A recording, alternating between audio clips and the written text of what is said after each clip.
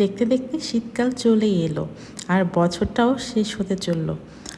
শীতের এই সিজনটা আমাদের জন্য আসে আশীর্বাদ হয়ে, কারণ নানা রকম টাটকা শাকসবজি পাওয়া যায় বাজারে, সাথে পাওয়া যায় টাটকা কাঁচামরিচ। আজকে এই কাঁচামরিচ বাটা দিয়ে মাছের একটা রেসিপি করে দেখাবো। এটা চট্টগ্রামের একটা ঐতিহ্যবাহী রান্না। এর জন্য প্রথমেই কিছু কাঁচামরিচকে আমি সামান্য পানি দিয়ে সেদ্ধ করে নেব, তারপর পাটায় পিষে নেব। আপনারা চাইলে সিদ্ধ না করেও পিষতে পারেন। এরপর সামান্য লবণ আর হলুদ দিয়ে আমি চাদা মাছ নিয়েছিলাম আজকে, ওগুলো মাখিয়ে নেব।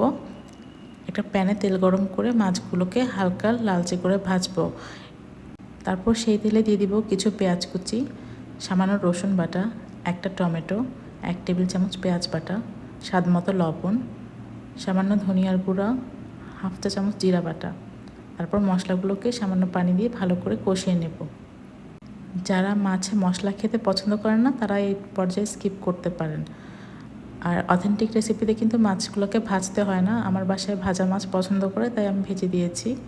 মশলা কষানো হয়ে গেলে ভাজা মাছগুলো দিয়ে দিব।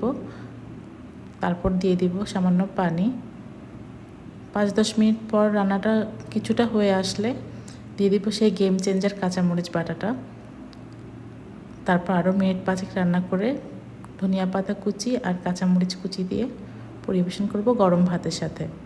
রেসিপিটি ভালো লাগলে পেজটাকে ফলো দিয়ে আমার সাথে থাকবেন। আজকে এই পর্যন্তই। আল্লাহ হাফেজ।